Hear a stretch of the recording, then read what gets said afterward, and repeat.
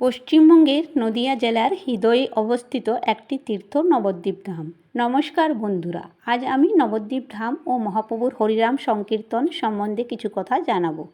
পশ্চিমবঙ্গের নদিয়া জেলার পবিত্র ভূমি নবদ্বীপ ধাম। এই স্থান শুধু শহর নয়, এটি ভক্তির এক অনন্য তীর্থস্থান। এইখানেই জন্মগ্রহণ করেছিলেন ভগবানের প্রেম অবতার মহাপ্রভু শ্রী চৈতন্যদেব। নবদ্বীপ শব্দের অর্থ 9টি দ্বীপ। গঙ্গার তীরে অবস্থিত এই পবিত্র ভূমি নবদ্বীপ ধামে ফাল্গুন মাসের পূর্ণিমা তিথিতে মহাপ্রভুর আবির্ভাব ঘটে। তিনি সমগ্র বিশ্বে হরিনাম সংকীর্তনের মাধ্যমে ভক্তির নতুন পথ দেখান। নবদ্বীপ ধাম আসলে 9টি দ্বীপের সমাহার।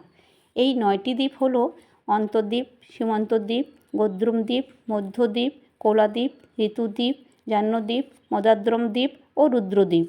এই ভক্তির 9টি রূপকে প্রতিনিধিত্ব করে। প্রতি বছর হাজার হাজার ভক্ত এখানে আসেন গৌর পূর্ণিমার দিনে নবদ্বীপ পরিক্রমা করতে। নবদ্বীপ ধামের সবচেয়ে বড় উৎসব হল গৌর পূর্ণিমা। এই দিন শ্রী চৈতন্য মহাপ্রভু আবির্ভাব তিথি পালন করা হয়।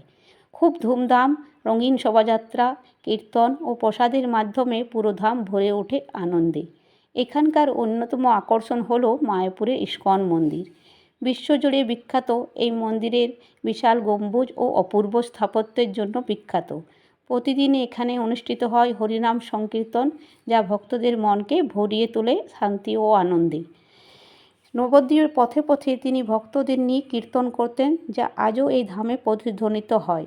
তিনি তার ভক্তি আন্দোলনে সমাজের সকল স্তরের মানুষকে একত্রিত করেছিলেন। নবদ্বীপ ধামে অসংখ্য মন্দিরও দেখতে পাওয়া যায়। বিশেষ করে মহাপ্রভুর জন্মস্থান শ্রীবাস আঙ্গন, রাধারানীর মন্দির, সোনার গৌরাঙ্গ, মাসিবাড়ি, জগন্নাথ মন্দির। এছাড়া নবদ্বীপ হলো একটি আধ্যাত্মিক যাত্রা, যেখানে যেখানে খুঁজে পায় শান্তি ও ভগবানের প্রতি ভালোবাসা। আপনারা অবশ্যই একবার নবদ্বীপ যাবেন। ভিডিও ভালো লাগলে লাইক, শেয়ার ও সাবস্ক্রাইব করতে ভুলবেন না। ধন্যবাদ।